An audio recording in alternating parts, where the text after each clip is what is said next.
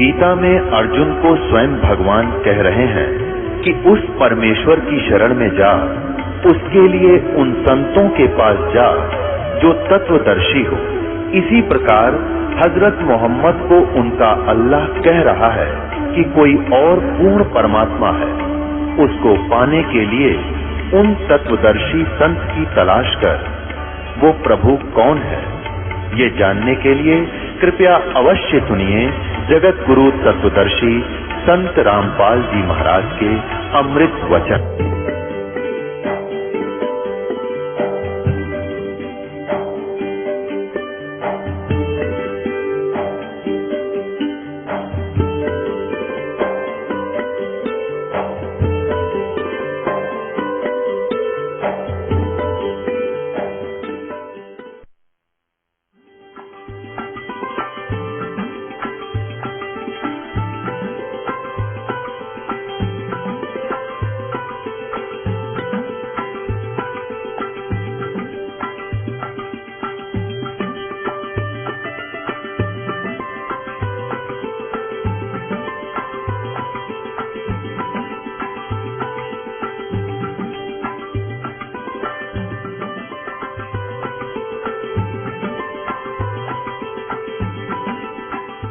पुण्यात्माओं, एक नियम है, पाप से बचने के लिए पंचायतियों को चाहिए न्याय की बात करें, कोई नहीं माने तो उठ कर चला जा, सभा त्याग देनी चाहिए।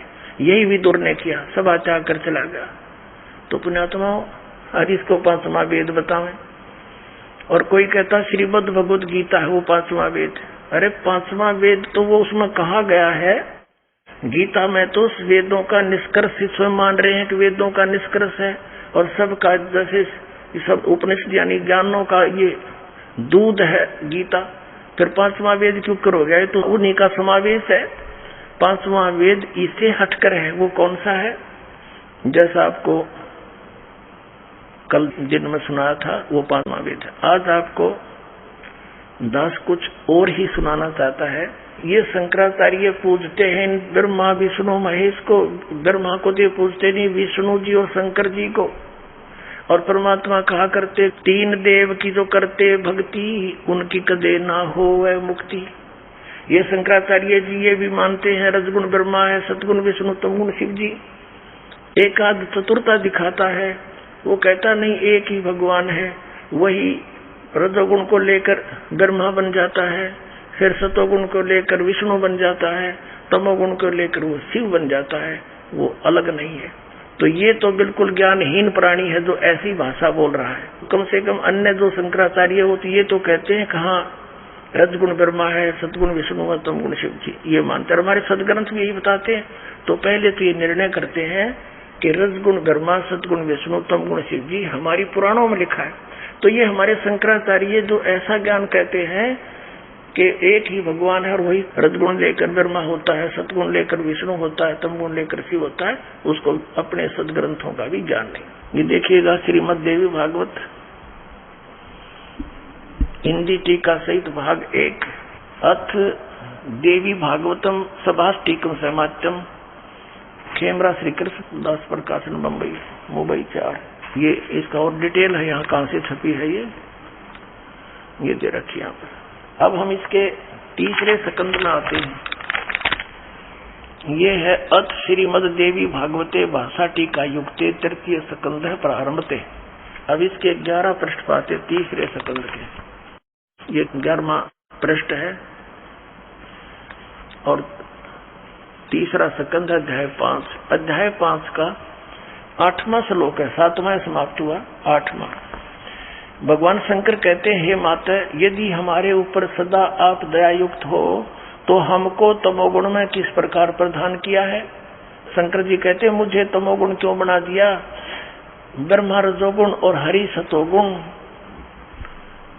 युक्त क्यों किए हैं? युक्त किए। अब यहाँ देखिएगा, इसकी संस्कृत में और अच्छी तरह समझ में होगा। यहाँ संस्कृत भी साथ है, हमारे लिए उपकार है परमात्मा का कि अभी शेष है ये संस्कृत, इनकी मूल पाठ भी हमारे पास है। ये क्या कहता है शंकर भगवान के, यदि दया धर्मना न सदाम्बिके कथम अहम विहित, मैं किस लिए बना दिया तमोगुण और कमल से उत्पन्न होने वाले ब्रह्मा को रजगुण संभव, रजगुण बना दिया, उत्पन्न कर दिया। अर्ष्यो वीता किमु सतो गुणो हरि, विष्णु को क्यों आपने सतोगुण बना दिया। इति सिद्धम, रजगुण ब्रह्मा है, सतगुण विष्णु, तमगुण शिव जी। और थोड़ी सी दिखाते हैं। श्री शिव पुराण गीता प्रेस गोरखपुर से प्रकाशित है। संक्षिप्त शिव पुराण सचित्र मोटा टाइप केवल हिंदी, हनुमान प्रसाद पोदार ये इसके संपादक है। गीता प्रेस गोरखपुर से ये प्रकाशित है। और इसके हम आपको 110 पृष्ठ पर दिखाते हैं, बस ज्यादा नहीं, हमारा काम चलेगा आज का। संक्षिप्त शिव पुराण रुद्र संहिता अध्याय नंबर 9 समाप्त होता है। इसके एंड में लिखा है, इस प्रकार ब्रह्मा विष्णु तथा रुद्र इन 3 देवताओं में गुण है, परंतु शिव गुणातीत माने गए। रजगुण ब्रह्मा है, सतगुण विष्णु, तमगुण शिव जी। और ये इन तीनों देवताओं में गुण है, लेकिन ये शिव कौन है? ये इनका पिता है, ये काल रूपी ब्रह्म है, ये इनका पिता। जैसे यहाँ देखिएगा, ये थोड़ा सा हिंट लेते हैं, 100 पृष्ठ पर देखते हैं, थोड़ा सा यहाँ से लिंक बन जाएगा। अब कहते हैं, जिस परब्रह्म के विषय में ज्ञान और अज्ञान के पूर्ण उक्तियों द्वारा इस प्रकार विकल्प किए जाते हैं, कुछ काल के बाद उसने अपनी द्वितीय की इच्छा प्रकट की, उसके भीतर से एक से अनेक होने के संकल्प उदित हुए। इस प्रकार निराकार परमात्मा ने अपनी लीला शक्ति से अपने लिए एक कल्पना यानी मूर्ति यानी कल्पना आकार की कल्पना की, जो मूर्ति रहित यानी निराकार परम ब्रह्म है। उसकी मूर्ति कौन है? सदाशिव। ये इनके परम ब्रह्म है शंकराचार्यों के। भगवान सदाशिव है और ये अर्वाचीन और प्राचीन विद्वान उन्हीं को ईश्वर कहते हैं। उस समय एकाकी रहकर स्वेच्छा अनुसार विहार करने वाले सदाशिव ने अपने विग्रह से स्वयं ही एक स्वरूप भूता शक्ति की सृष्टि की, जो उनके अपने श्रीअंग से कभी अलग होने वाली नहीं थी। उस पराशक्ति को प्रधान प्रकृति गुणवती माया बुद्धि तत्व की जननी विकार रहित बताया गया है। वह शक्ति अंबिका कही गई है।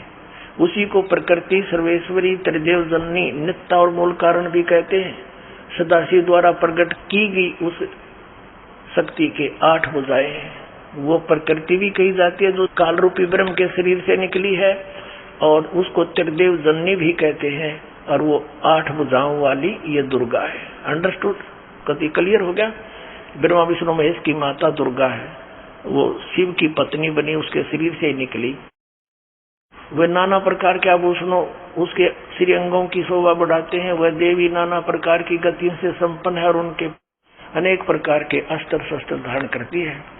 एकाकिनी होकर भी वह माया संयोग वसात अनेक हो जाती है। यानी उसी ने 3 रूप बनाकर समुद्र में छुप गई थी और ब्रह्मा विष्णु महेश का विवाह कर दिया था। सावित्री, पार्वती और लक्ष्मी बनी थी। और वे जो सदाशिव हैं, ये काल रूपी ब्रह्म, उन्हें परम पुरुष ईश्वर शिव शंभु और महेश्वर कहते हैं। वे अब यहाँ आ गया 101 पृष्ठ पर रुद्र संहिता के।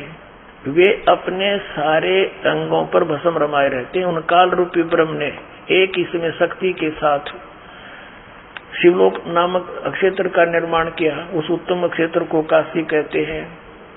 वे प्रिया और प्रियतम शक्ति और शिव यानी दुर्गा और ये काल उस परमानंद स्वरूप, वो परमानंद स्वरूप है। प्रियतम और प्रिय यानी पति पत्नी रूप में उस मनोरम अक्षेत्र में नित्य निवास करते हैं। मुने शिव और शिवा ने प्रलय काल में भी कभी उस अक्षेत्र को अपने सानिध्य से मुक्त नहीं किया। शिव और शिवा, दुर्गा और काल। और फिर क्या बताया कि देवर से एक समय, ब्रह्मा जी बता रहे अपने पुत्र नारद को, देवर से एक समय उस आनंद मन में रमण करते हुए शिवा और शिव के मन में यह इच्छा हुई कि किसी दूसरे पुरुष की सृष्टि करनी चाहिए, जिस पर यह सृष्टि संचालन का महान भार रखकर दोनों केवल काशी में रहकर सभी इच्छा अनुसार विचरे और निर्वाण धारण करें। ऐसा निश्चय करके शक्ति सहित यानी दुर्गा के साथ सर्वव्यापी परमेश्वर शिव ने अपने वाम भाग के 10वें अंग पर यानी पति पत्नी व्यवहार किया। फिर तो वहां से एक पुरुष प्रकट हुआ, एक भगवान, एक बालक उत्पन्न हुआ। अब 102 पृष्ठ पे शिव ने कहा, उस काल रूपी ब्रह्म ने कहा, वत्स व्यापक होने के कारण तुम्हारा विष्णु नाम विख्यात हुआ। अब इसे सिद्ध हो गया, इस काल रूपी ब्रह्म का पुत्र है विष्णु और दुर्गा इनकी माता, यू काल रूपी ब्रह्म ज्योत निरंजन इसका पिता। अब ब्रह्मा के बारे में देखिएगा, ये छठा अध्याय समाप्त हो गया कि व्यापक होने से तुम्हारा विष्णु नाम विख्यात हुआ। अब यहाँ देखिएगा 7वां अध्याय प्रारंभ होता है। ब्रह्मा जी कहते हैं देव से अपने पुत्र नारद को कि तत्पश्चात कल्याणकारी परमेश्वर शाम सदाशिव ने पूर्ववत प्रयत्न करके मुझे अपने दाहिने अंग से उत्पन्न किया। जैसे विष्णु की उत्पत्ति की दुर्गा और शिव ने मिलकर, ऐसे ही मुझे उत्पन्न किया। अब आज का जो प्रसंग दास सुनाना चाहता है आपको कि 3 देव की जो करते भक्ति उनकी कदे ना हो मुक्ति। अब ये सिद्ध हो गया कि रजगुण ब्रह्मा है, सतगुण विष्णु, स्तमगुण शिव जी, और जो चौथा है वो इनका पिता काल रूपी ब्रह्म और दुर्गा इनकी माता है। और ये कहता है कि मैं इनमें नहीं, ये मुझ में नहीं, मैं इनसे न्यारा हूं। अब यहां भी देखिए श्रीमद् भगवत गीता इसका कंसेप्ट क्लियर करेगा। जो 3 गुणों की भक्ति यानी तीनों देवों की भक्ति करते हैं उनको क्या उपमा दी है। अब 7वें अध्याय के श्लोक नंबर 12 से हम शुरू करेंगे। अध्याय 7 श्रीमद् भगवत गीता और ये 12 श्लोक है। क्या कहा है, और भी जो सतोगुण से उत्पन्न होने वाले भाव यानी सतिथि और भाव हर जो रजोगुण से तथा तमोगुण से, रजोगुण से सृष्टि उत्पत्ति और तमोगुण से संहार होने वाले भाव हैं, उन सबको मुझसे ही होने वाले हैं ऐसा जान। ये इनका पिता कह रहा है ब्रह्मा विष्णु महेश का, परंतु वास्तव में मैं उनमें में और वे मुझ में नहीं हैं, वो उनसे अलग है, गुणातीत है। अब 13 में क्या कहा है कि इस गुणों के कार्य स्वरूप सात्विक राजस तामस, इन तीनों प्रकार के भाव से सारा संसार प्राणी समुदाय मोहित हो रहा है। इन तीनों गुणों से परे, ब्रह्मा विष्णु महेश से परे मुझ अविनाशी को नहीं जानता। अब देखो अब क्या बताता है।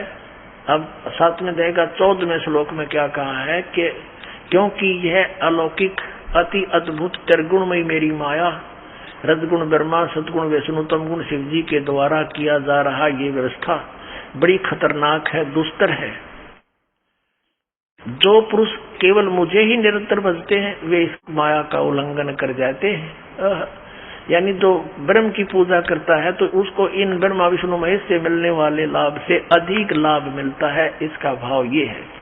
अब 15वें में क्या कहा है कि माया के द्वारा जिनका ज्ञान हरा जा चुका है, यानी रजगुण ब्रह्मा, सतगुण विष्णु, तमगुण शिव जी से ऊपर किसी की बुद्धि नहीं उठती, उन्हीं को भगवान मानकर उन्हीं पर आसक्त हैं, उन्हीं से मिलने वाले क्षणिक लाभ से वो जन्म मरण के चक्कर में फिरते रहते हैं। माया के द्वारा जिनका ज्ञान हरा जा चुका है, जो ब्रह्मा विष्णु महेश से ऊपर जिसकी बुद्धि नहीं उठती, उन्हीं को भगवान मानते रहते हैं। असुर स्वभाव को धारण किए मनुष्यों में नीच और दूषित कर्म करने वाले मूढ़ लोग मूर्ख मुझको नहीं भजते। ये गीता ज्ञान दाता कौन है? ये काल रूपी ब्रह्म सदाशिव है। अपने आत्माओं, अब ये कैसे हैं? जैसे रजगुण ब्रह्मा की साधना की थी, पूजा की थी हिरण्यकशिपु ने, और क्या बना? राक्षस कहलाया, अपने पुत्र का शत्रु बन गया, मान बुढ़ाई की भूख में और बक्कल उतरा।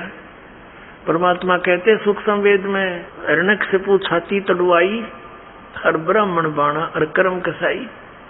वो तो भगत कवावे और कर्म कसाई जैसे अपने पुत्र का शत्रु हो गया, मान बढ़ाई ईर्षा के कारण, तो राक्षस कहलाया। राक्षस स्वभाव को धारण किया हुआ मनुष्यों में नीच, बाप अपने पुत्र को मारने उतारू हो जाओ, उससे दुष्ट कोई है धरती पे?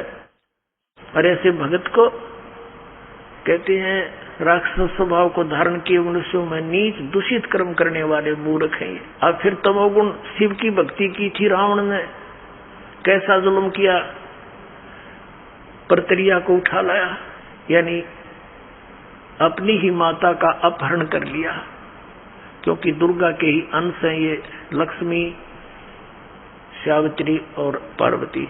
तो ये तीन यहाँ के स्वामी हैं जिनको ये भगवान कहा जाता था। अब तो हम इनको भगवान कहना जरूर पड़े, क्योंकि भगवान कहे बिना ये समझ में नहीं आवा हम किसके विषय में बोल रहे हैं। बाकी ये भगवान ये ईश नहीं है, ब्रह्मा विष्णु महेश। इसके बारे में शिव पुराण में ये कंसेप्ट क्लियर कर दिया जो कल आपको दिखाया था। ये काल कहता है ब्रह्मा और विष्णु को कि यू आर नॉट गॉड, तुम ईश नहीं हो, तुमने ये बहुत गलत कर दिया, अपने आप को भगवान मान लिया। अब कहने का भाव ये है कि इस ब्रह्मा बड़े, विष्णु बीच वाले और शिव जी छोटे, ये तीन पुत्र हैं, तीन भाई हैं। और ये शिव का पुजारी कौन? तमोगुण शिव का पुजारी रावण, और उसके बड़े भाई की पत्नी उठा लिया श्री रामचंद्र अर्थात विष्णु की पत्नी सीता को। तो इससे दुष्ट कोई होगा, अपनी माँ पर नीत खराब कर ली। और राजा यही बकवाद करने का था, वो तो शक्ति थी देवी में, परमात्मा रक्षक था उसका, वो कुछ बिगाड़ नहीं सका उस देवी का। लेकिन उसने घाट नहीं गाली, कसर नहीं छोड़ी बकवाद करण में। और आखिर में मांस खावे, शराब पीवे, कुत्ते वाली मौत मारा गया, राक्षस कहलाया। एक भस्मागिरी नाम का एक तमोगुण भगवान शिव का पुजारी था, भस्मागिरी। भगवान शिव के कैलाश पर्वत पर इसके द्वार के सामने नीचे न सिर करके ऊपर न पैर सिरासन पर 12 वर्ष तक तप किया। एक दिन पार्वती ने कहा, हे महादेव, आप तो देवों के देव सर्वेश्वर हो, महेश्वर हो, आपका पुजारी क्या मांगता है, इसको दे दो। शिव जी ने कहा, बोल भाई क्या मांगता है? उसने कहा, जी मुझे वरदान दे दो, वचनबद्ध हो जाओ तब मांगू। शिव जी ने कहा, चलो भाई मैं वचनबद्ध हो गया, मांग क्या मांगता है? तो वचनबद्ध होते सीधा खड़ा हो गया, तो छोड़ दी भक्ति और कहने लगा, मुझे आप भस्म कड़ा दे दो। भगवान शिव के हाथ में भस्म कड़ा था, वो निकाल कर दे दिया। उसमें क्या विशेषता थी कि उसको किसी के सिर पे ऐसे करके न्यू कह दे भस्म, वो जल जाता था सामने वाला। अब जो ही उस भस्मागिरी यानी तमोगुण शिव के पुजारी के हाथ में भस्म कड़ा आया, उसी समय आंख बदल गया। ने बोला, ओले शंकर होशियार, अब तो न मारूंगा, तुझे मारूंगा, पार्वती को अपनी पत्नी बनाऊंगा। हा हा हा, हो गया राक्षस का स्वभाव एकदम। अब भगवान शिव आगे और पुजारी पीछे पीछे स्पीड खींच रहे दोनों। अब पुजारी ने तेने सोची थी उमर जा जो बटनटा कटेगा, सदा का काम साफ हुआ तेरा। और भगवान शिव ने सोचा यू भस्म कड़ा तो जबरदस्ती एक तेरे सिर का नहीं कटा रही, तू मरिया। इनको हम अजरवमर मृत्युंजय कालज्य सुना करते थे। अविनाशी, अविनाशी नो डर का बात जाग रहे। अविनाशी तो कबीर परमात्मा थे, उबलते हुए सरसों के तेल के कढ़ाई में बैठा दिए भगवान और आराम से बैठे, कुछ नहीं बिगड़ा उनका। और बता नहीं कितनी यातनाएं दी थी मालिक को। अविनाशी का तो किसी जिक्र भी नहीं। अपने आत्माओं, अब इनकी रक्षा भी भगवान करता है जब ये इसी आपत्ति में आते हैं, क्योंकि ये भी उसी कबीर परमात्मा सत्य पुरुष के बच्चे हैं, परम अक्षर पुरुष के बच्चे हैं। आपत्ति आई, परमात्मा पार्वती रूप बनाकर उसके सामने खड़ा हो गया कुछ दूरी पर और कहा कि भस्मागिरी कहाँ जा रहे हो, आ जाओ बैठो, दो बात करेंगे। अब भस्मागिरी ने सोचा डट जा, पार्वती के लिए तो खड़ा कर ही रहा था, वो वहां खड़ा हो गया। और पार्वती कहने लगी, कुछ डांस वांस करके दिखा मैं, ताकि कुछ तेरे अंदर गतिविधि देखूं। तो वो कहने लगा, जी मैं तो तपस्वी आदमी हूँ, डांस डांस को देख रहा को नहीं। पार्वती कहने लगी, ला मैं सिखाऊं तेने। पार्वती रूप में परमात्मा कहते हैं कि ऐसे करो, इस हाथ में ऐसे करो, पैर में ऐसे करो। जिस हाथ में कड़ा था उसको न बोली और कर ऊपर सिर पा लिया, जब कह दिया भस्म, भस्मागिरी मर गया, भस्म हो गया, नष्ट हो गया, जल गया। वो उस कड़े को उठाकर भगवान विष्णु रूप धारण करके, वो परम अक्षर ब्रह्म विष्णु रूप धारण करके शिव जी के आगे जाके खड़ा हो गया और कहा, कहाँ चले भोलेनाथ? भगवान शंकर कहने लगे, भाज ले विष्णु, बात बिगड़ गई। अब क्या हो गया? अब भस्मागिरी ने मेरे भस्म कड़ा ले लिया और मेरा पीछे पड़ रहा है। भगवान बोले, ये देखो ये कड़ा तेरा मेरे पास है। तो आप कैसे ले आए?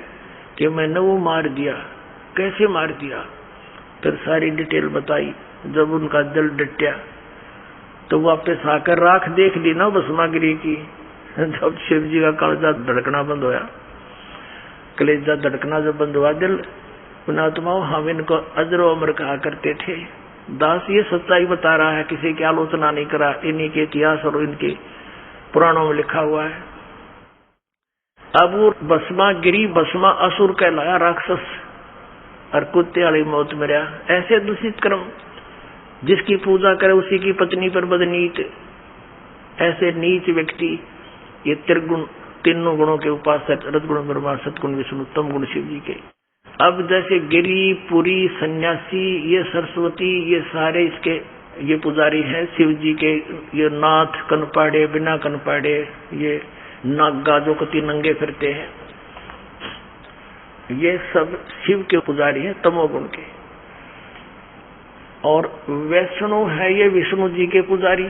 वैष्णव एक बार हरिद्वार के अंदर हर की पैड़ी पर एक कुंभ के पर्व का एक विशेष आयोजन हुआ, और जब ये कुंभ का मेला होता है, ये सभी त्रिगुण उपासक, रजगुण ब्रह्मा, सतगुण विष्णु, तम गुण शिव जी, अब ब्रह्मा जी की उपासनाएं करते नहीं, शिव और विष्णु जी के उपासक वहां पहुंच जाते हैं, अपने अपने ग्रुप में इकट्ठे हो जाते हैं। पूरी एक ग्रुप में और गिरी एक ग्रुप में, नागा एक उनका अलग होता है समुदाय, और विष्णु के उपासक वैष्णव एक उसमें अपने खेमे में चले जाते हैं। जब वो स्नान का समय होता है उससे पहले ये सभी अपने अपने मुखिया के पीछे पीछे ग्रुप के ग्रुप चल पड़ते हैं। सबसे पहले नागा पहुंच गए, तमोगुण शिव के पुजारी, और हर की पैड़ी पर वो नहान का समय था उनका अपना बनाया निर्धारित।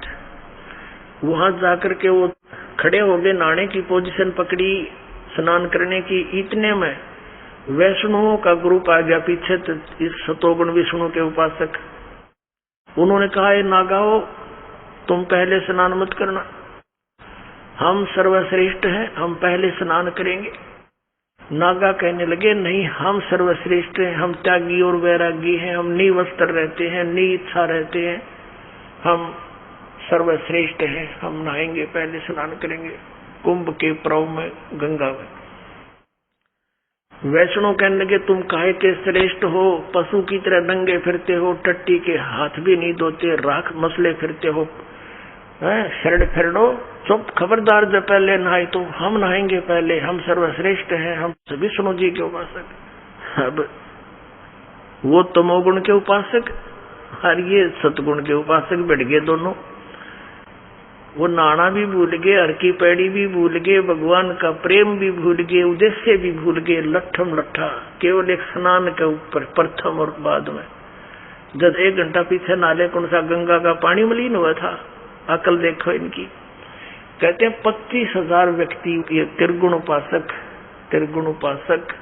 ये आपस में कट कर मर गए, और वहां पर गंगा का पानी लाल कर दिया। 100 गंगा में बहते हुए जा रहे हैं, पड़े हैं जगह जगह, बुरा हाल हो गया, खून बहा दिया। अपने आत्माओं, सूक्ष्म वेद में बताया है भगवान ने, तीर तुपक तलवार कटारी जमदड़ जोर बदावे हैं, हर पैड़ी हर हेत न जाण्या वाजा तेग चलावे हैं, काटे शीस नहीं दल करुणा ये जग में साध कमावे हैं, जो जन इनके दर्शन को जावे उनको भी नरक पठावे हैं। क्या कहा कि तीर तलवार निकाल के डट के युद्ध मचावे हैं ये, और हर पैड़ी हर हेत नहीं जाना, भगवान की पैड़ी कहे, भगवान का प्रेम भी उनके मन में नहीं आया, और तेरा गजब वही हो। और काटे शीस नहीं जल करुणा ये जग में संत को आवे हैं, और जो जन इनके दर्शन को जावे, यानी इनसे कोई शिक्षा दीक्षा लेने जाओ तो उनको भी नरक पठावे हैं, ये गोटी नइये प्यावेंगे। तो पुण्यात्माओं, परमात्मा ने 600 वर्ष पहले कही थी ये बातें हैं, हमारे हित में कहा था कि तुम ये पूजा ना करो, तुम पूजो मुझे, यानी परम अक्षर ब्रह्म है वो स्वयं, उसकी पूजा करने से आपका जन्म और मृत्यु का रोग, जरा मरण का रोग समाप्त होगा। इस जीवन में जो भी आपके प्रारब्ध में, आपके भाग में कोई ऐसी दुर्घटना, कोई अकाल मृत्यु या कोई भी आपदा होगी, वो भी टलेगी। लेकिन उस समय इन त्रिगुण उपासकों ने, इन हमारे नकली हिंदू धर्म के नकली गुरुओं ने ये कहकर के कबीर साहिब तो अशिक्षित हैं, ये क्या जाने सदग्रंथों को, इसकी बातें मत मानना, उसका खामियाना आज तक भुगत रहे हम, उस अशिक्षा का। आज परमात्मा ने पहले हमें शिक्षित किया आप जी को, फिर दास की सेवा दे दी, और आज वही ज्ञान है, वही समाज है, सहर स्वीकार कर रहा है। एक बार इनका आग लगी थी, क्रोथा कांड करवा दिया था इन्होंने, और इसी कारण से इन आचार्यों ने, नकलियों ने, कि ताकि इनकी पोल ना खुल है, बेइज्जती ना हो जा, जनता से भाड़ में जाओ, इनकी दुकान चलती रहे, इनका ये उद्देश्य था।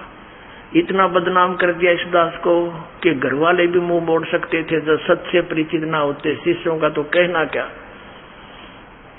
लेकिन एक भी टस से मस नहीं हुआ, क्योंकि वो ऐसे घुट्टी पे रखी थी ज्ञान की, उनको सच्चाई की, तो वो कैसे दूर जा सकते हैं। शीश देने को तैयार हो गए कि हमारे साथ कुछ भी बने, सच्चाई यही है।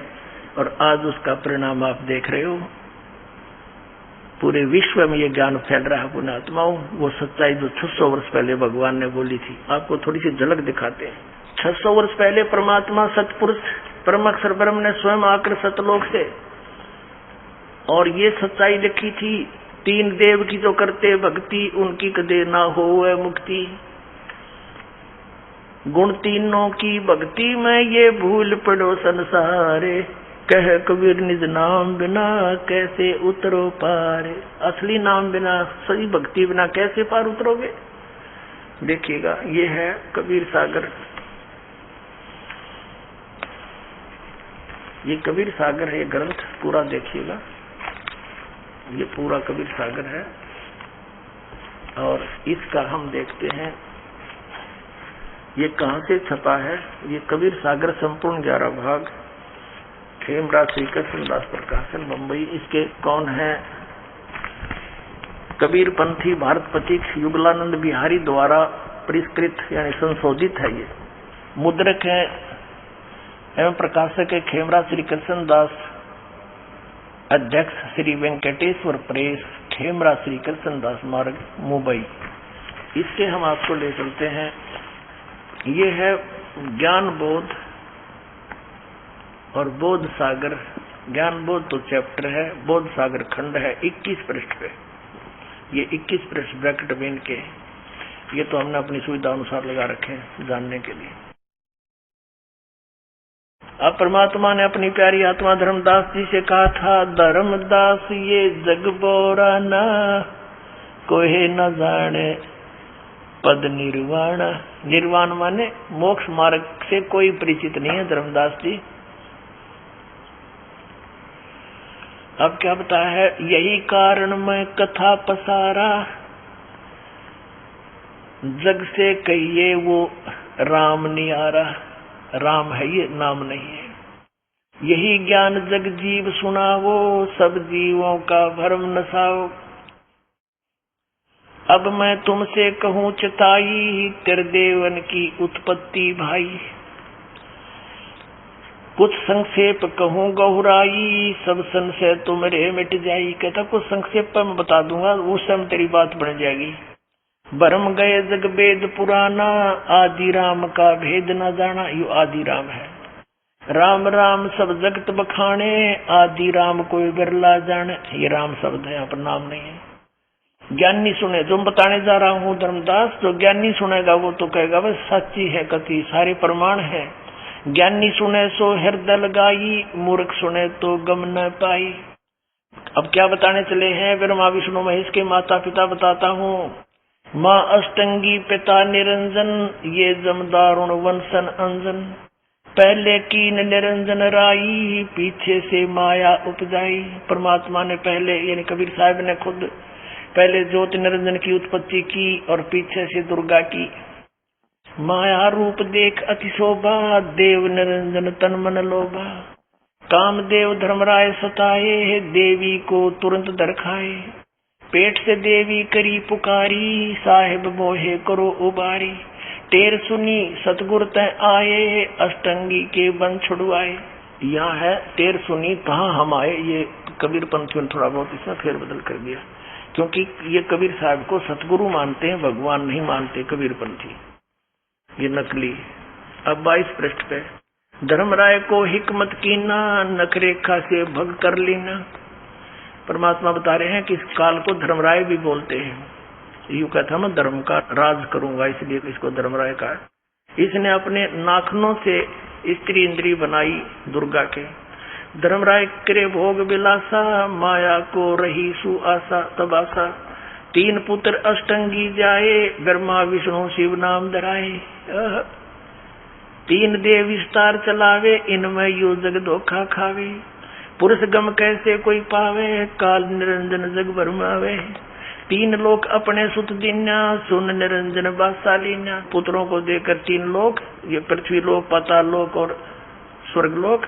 कहता आप सुन में सबसे ऊपरले स्थान पर जाकर गुप्त रहता है, जिसको काशी कहते हैं, काशी बोलेंगे। 3 देव सो उसको झावे, निरंजन का वो पार न पावे। ब्रह्मा विष्णु महेश ये भी भक्ति करे निरंजन की, उनको पता नहीं चला।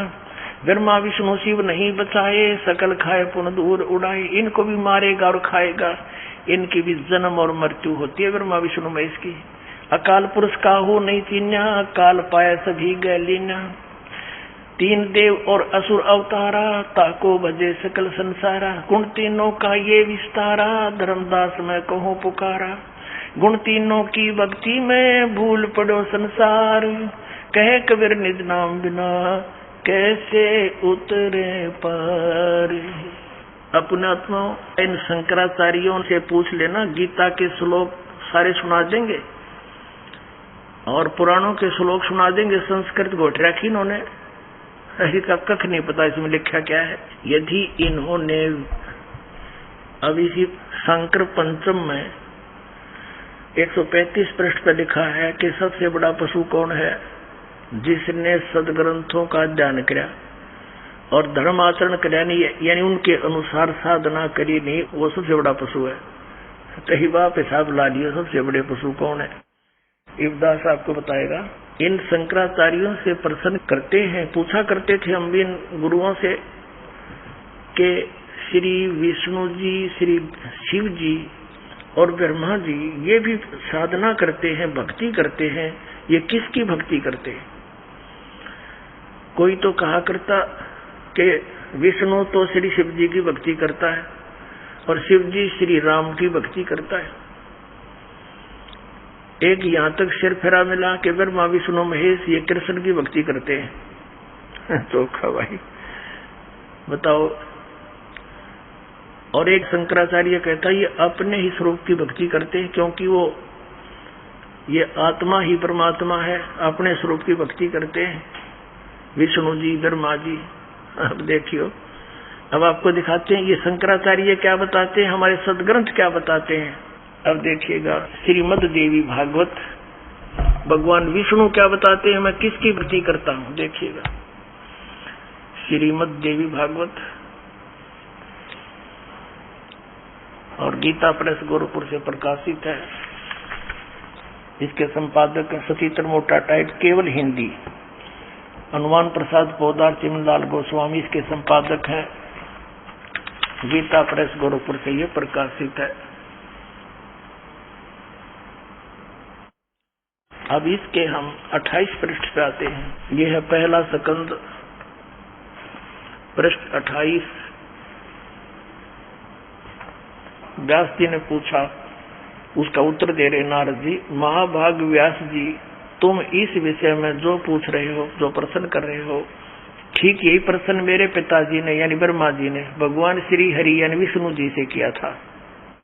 देवादि देव भगवान जगत के स्वामी हैं। लक्ष्मी जी उनकी सेवा में उपस्थित रहती हैं। दिव्य कौस्तुभमणि उनकी शोभा बढ़ाती है। वे शंख चक्र गदा लिए रहते हैं, पीताम्बर धारण करते हैं, 4 भुजाएं, वक्षस्थल पर श्री वस्त्र का चिन्ह चमकता रहता है। वे चराचर जगत के आश्रय दाता हैं। नारद जी कह रहे हैं जगत गुरु एवं देवताओं के भी देवता हैं। ऐसे जगत प्रभु भगवान श्री हरि महान तप कर रहे थे, महान तप, उनकी समाधि लगी थी। यह देखकर मेरे पिता ब्रह्मा जी को बड़ा आश्चर्य हुआ। अब देख लेना नारद का, व्यास जी का, ब्रह्मा का, विष्णु का कैसा ज्ञान है आध्यात्मिक। अतः उन्होंने उनसे जानने की इच्छा प्रकट की। ब्रह्मा जी ने पूछा, प्रभु आप देवताओं के अध्यक्ष, जगत के स्वामी, भूत भविष्य एवं वर्तमान के सभी जीवों के एकमात्र शासक हैं। भगवान फिर आप क्यों तपस्या कर रहे हैं और किस देवता की, किस भगवान की आराधना में ध्यान मगन है? मुझे असीम आश्चर्य तो यह हो रहा है कि आप देवेश्वर एवं सारे संसार के शासक होते हुए भी समाधि लगाए बैठे हैं। अब ब्रह्मा जी के विनीत वचन सुनकर भगवान श्री हरि नो बोले, पृष्ठ 29 पा गए वहां। श्री हरि उनसे कहने लगे, ब्राह्मण सावधान होकर सुनो, मैं अपने मन का विचार व्यक्त करता हूँ। देवता, दानव और मानव सब यही जानते हैं, तुम सृष्टि करते हो, मैं पालन करता हूँ, शंकर संहार किया करते हैं। किंतु फिर भी वेद के पारगामी पुरुष अपनी युक्ति से यह सिद्ध करते हैं कि रचने, पालने और संहार करने की यह योग्यता जो हमें मिली है उसकी अधिष्ठात्री शक्ति देवी है, यानी दुर्गा है। वे कहते हैं कि संसार की सृष्टि करने के लिए तुम में राजसी शक्ति का संचार हुआ, ब्रह्मा हो गया रजगुण, और मुझ में सात्विक शक्ति मिली है तो विष्णु है सतगुण, और रुद्र में तामसी शक्ति का आविर्भाव हुआ है, ये शिव हो गया तमोगुण। तो उस शक्ति के अभाव में तुम इस संसार की सृष्टि नहीं कर सकते, मैं पालन करने में सफल नहीं हो सकता, और रुद्र से संहार कार्य भी होना संभव नहीं है। आगे क्या बताते हैं ब्रह्मा जी, हम सभी उस शक्ति के सहारे ही अपने कार्य में सदा सफल होते आए हैं, परंतु सुवर्त प्रत्यक्ष और परोक्ष दोनों उदाहरण मैं तुम्हारे सामने रखता हूँ, सुनो। यह निश्चित बात है कि उस शक्ति के अधीन होकर ही मैं प्रलय काल में इस शेष नाग की शैया पर सोता, सृष्टि करने का अवसर आते जाग जाता हूँ। मैं सदा तप करने में लगा रहता हूँ, उस शक्ति के शासन काल से कभी मुक्त नहीं रहता। कभी अवसर मिला तो लक्ष्मी के साथ सुख पूर्वक समय बिताने का सौभाग्य प्राप्त होता है। मैं कभी तो दानों के साथ युद्ध करता हूँ, अखिल जगत को भय पहुंचाने वाले दैत्यों के विकराल शरीरों को शांत करना मेरा परम कर्तव्य हो जाता है। और फिर यहाँ निचोड़ कर दिया अपने अध्यात्म ज्ञान का विष्णु जी ने, मुझे सब प्रकार से शक्ति के अधीन होकर रहना पड़ता है, उन्हीं भगवती शक्ति का मैं निरंतर ध्यान किया करता हूँ। ब्रह्मा जी, मेरी जानकारी में भगवती शक्ति यानी दुर्गा से बढ़कर कोई भगवान नहीं, कोई देवता नहीं। अब पुण्यात्माओं, अब ये शंकराचार्य हमारे धर्मगुरु कहते हैं विष्णु जी तो ध्यान करे है श्री राम का, राम ध्यान करे है शंकर का, या शंकर जी ध्यान करे विष्णु का। किसी ने पूछा कि ब्रह्मा विष्णु महेश किसकी साधना करते? एक शंकराचार्य कहता है कि श्री राम का ध्यान धरते हैं, और एक कहता है ये अपने स्वरूप का ध्यान करते हैं। और ये देवता क्या कहते हैं, हमारे पवित्र पुराण क्या कहते हैं, जिनको शंकराचार्य जी सच्चा मानते हैं कि ये पुराण सत्य है, ये क्या बताते हैं कि भगवान विष्णु कह रहा है मैं दुर्गा का ध्यान करता हूँ, उसकी भक्ति करता हूँ, और इससे बढ़कर और कोई भगवान मुझे पता नहीं। अब ये देवी क्या बताती है, पढ़िएगा 562 पृष्ठ पे हमारे सब ग्रंथ है।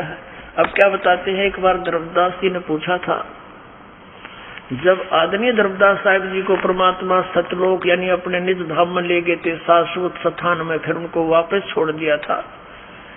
फिर उन्होंने देख लिया था कि ब्रह्मा विष्णु महेश तो कहाँ तक स्थिति है इनकी, और ये परमात्मा स्वयं है।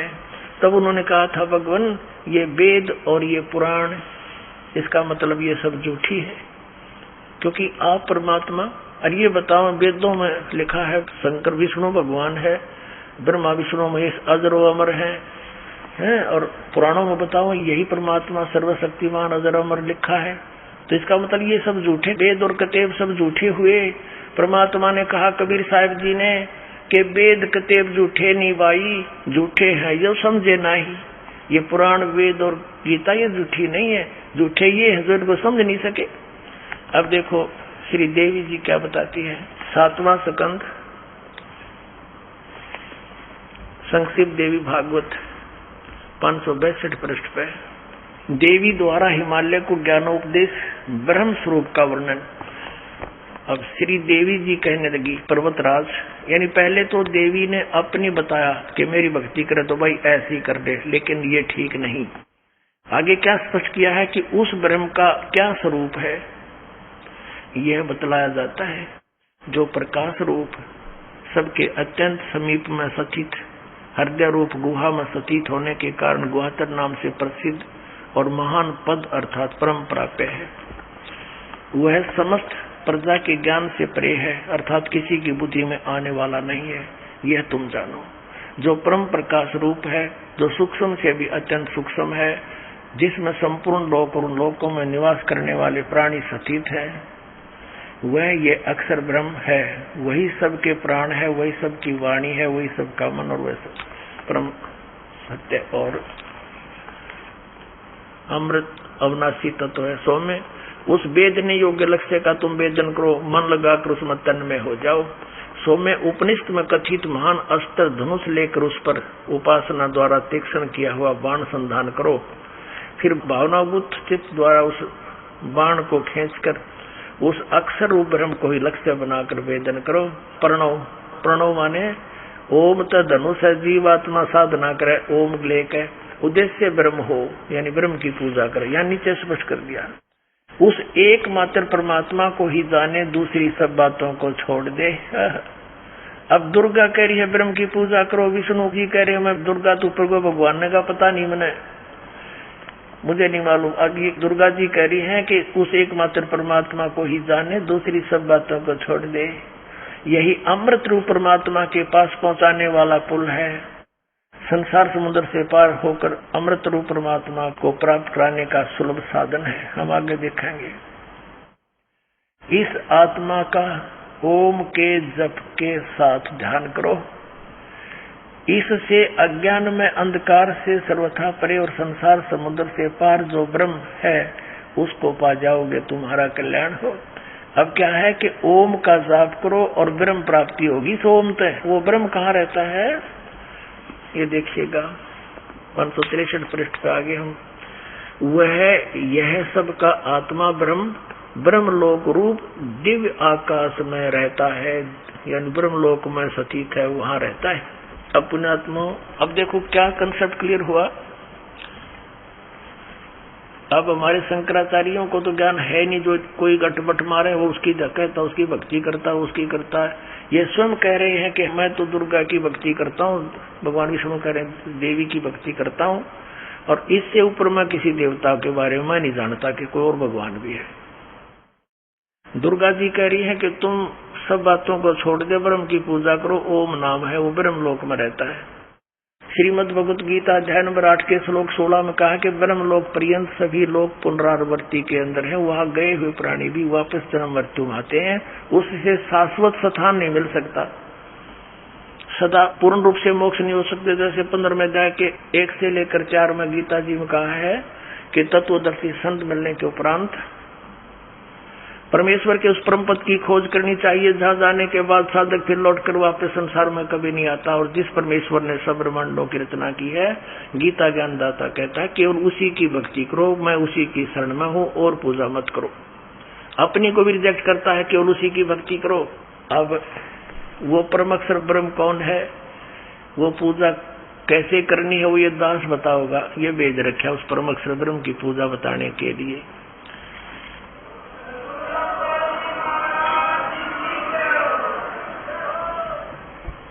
अपने आत्माओं सत्संग तो बहुत करने को दिल करता है, परंतु गर्मी का मौसम है, सर्दियों में तो कई कई घंटे लगे रहता था दास साहब को या गुटी पिलाने के लिए। पुण्यात्माओं, आप बच्चे हो और ये दास,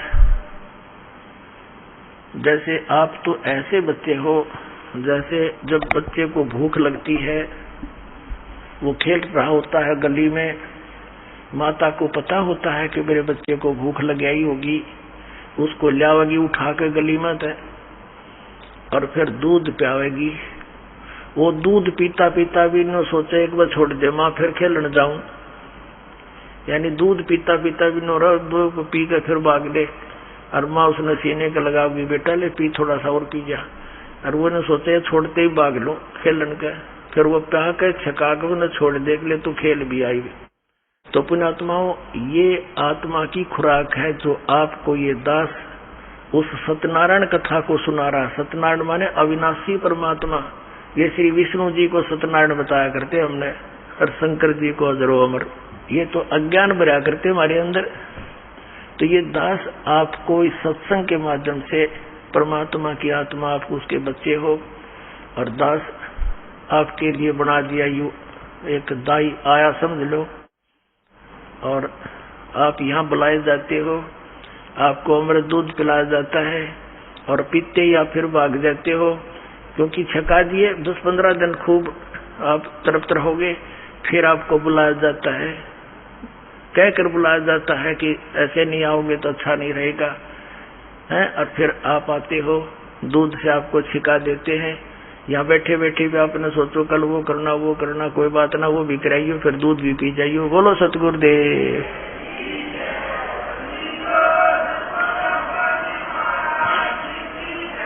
तो इसी तरह वो बच्चा फिर युवा हो जाता है। ऐसे आपकी बुद्धि युवा हो जाएगी पुण्यात्माओं, और परमात्मा पाओगे, सतलोक जाओगे। सत साहिब परम पिता परमात्मा पूर्ण ब्रह्म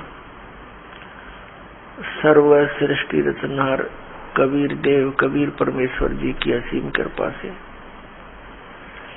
आप पुण्यात्माओं को ये सुअवसर प्राप्त हुआ कि आप सत्संग सुन रहे हैं।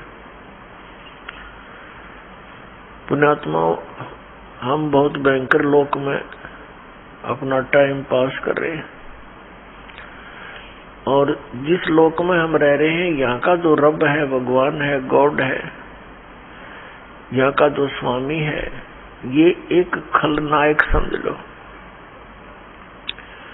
इसका प्रत्येक काम धोखे से विवश करके ये हमसे करवा रहा है। हम यहाँ के रहने वाले नहीं हैं, ये सबसे घटिया स्थान है जिस लोक में हम रह रहे हैं।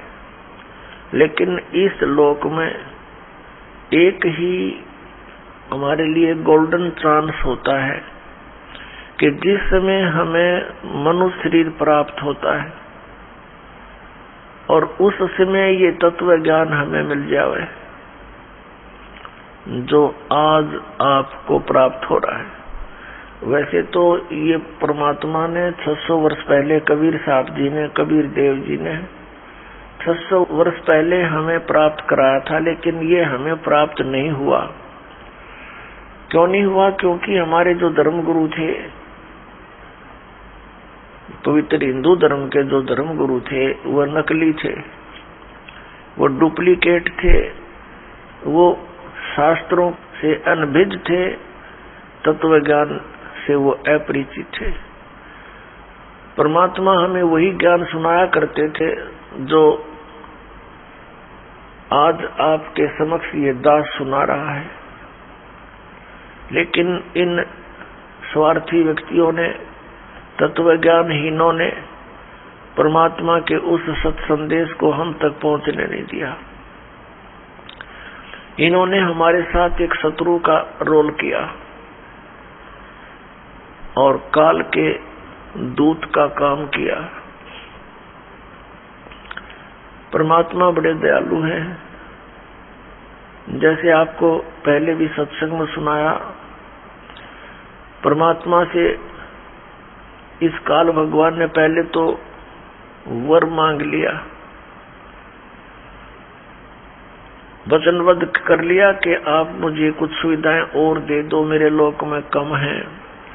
तब परमात्मा वचनबद्ध हो चुके तो काल भगवान ने क्या मांगा था कि 3 युगों में जीव कम ले जाना और चौथा युग जब कलयुग आवे तब तव शरण जीव बहु जावे। ऐसा वचन हर मोय दीजे तब गमन संसार ही कीजे। पुण्यात्माओं, परमात्मा ने कहा था ठीक है, कलयुग में मैं अपनी आत्माओं को निकालूंगा और जब 5505 वर्ष कलयुग बीत जाएगा तब मैं अपना एक अंश भेजूंगा, अपना दास भेजूंगा अपना कृपा पात्र भेजूंगा और तत्व ज्ञान को अपने बच्चों तक पहुंचाऊंगा।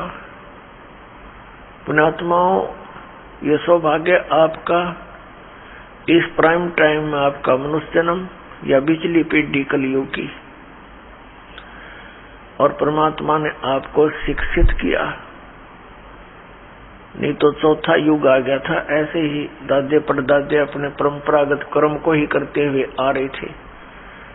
जैसे किसान है, वो अपने पुत्र को किसान की ट्रेनिंग देता था, वो अपने पुत्र को किसान की ट्रेनिंग देकर चला जाता था। उसी क्रियाओं में हम लगे रहा करते थे। एक विशेष शांति थी और हम जैसे आजकल माया की हवस में अंधे होकर दिन रात बेचैन रहते हैं, ये उस समय नहीं था। तो ऐसे अब परमात्मा ने क्या किया, हमें शिक्षा दी। इस शिक्षा का हमने दुरुपयोग किया, परमाणु बम बना लिए, हवाई जहाज बना लिए, गाड़ी मोटर कार बना ली, सारा दिन धूं धूं फूं फूं, निरा प्रदूषण कर दिया पूरे वातावरण में। 2 रोटी और 1 कमरा चाहिए एक परिवार को। 2 तरह का परिवार हो तो 2 हो जाए, घने हो जाए तो 3 कमरे जायज से बना ले, और अपना सिंपल वे से रहना चाहिए था। हमने एक अपने जो क्रियाकर्मों को, अपनी इन परंपराओं को इतना विशाल कर लिया, अब ये हमारे जी की झाड़ बन गई। बढ़िया कोठी हो तो रिश्तेदार राजी रहेंगे, घना धन हो तो इज्जत बनेगी, या इज्जत नकली है। 1 मिनट में अदरक मार जा, पड़ा पड़ा तड़फे, मृत्यु हो जा, फिर कुत्ता बनकर वहीं सैर सपट्टा करे। पहले तो प्लातून बना फिर था। तो ये बातें सत्संग से ज्ञान होता है। तो इस शिक्षा का जो हमें एक विशेष लाभ है, इसका हानि गणी है और लाभ एक है कि हम भगवान को पहचान सकते हैं। अन्यथा इस शिक्षा की कति जरूरत नहीं थी। इसने हमें बेईमान बना दिया, इसने हमें इतना चतुर बना दिया। भाई भाई का प्यार रहा नहीं, बहन भाई के साथ मुकदमे, माता पिता की तरफ विशेष लगाव रहा नहीं, क्योंकि हमें एक ही पढ़ाई पढ़ ली हमने। माया घनी हो, बढ़िया कोठी हो, कार हो, ये सब अज्ञानता का ही पर्दा हमारी आंखों पर पड़ा हुआ है, अंतःकरण पर डला हुआ। तो इसका इस सत्संग से निवारण होगा। तो पुण्यात्मा, पहले हमारे पूर्वज जैसे शिक्षित थे और जिनको हम अपने धर्मगुरु मानते थे, ये केवल अक्षर ज्ञान अवश्य रखते थे, लेकिन सदग्रंथों से अपरिचित थे। तो पुण्यात्मा, परमात्मा प्रत्येक युग में आते हैं और अपना ये तत्व ज्ञान जो 5वां वेद ये सुनाते हैं। अब जब परमात्मा ने उस 5वें वेद में आकर बताया है, अपनी प्यारी आत्माओं को मिलते हैं जो उनके बहुत कृपा पात्र होते हैं। वैसे तो उनके सभी ही प्रिय हैं, चींटी से लेकर हाथी तक, रंग से लेकर राजा तक, हम एक ही परम पिता के बच्चे हैं। चाहे किसी मजहब धर्म से हम संबंधित रखते हो, लेकिन हमारा मूल पिता एक ही है।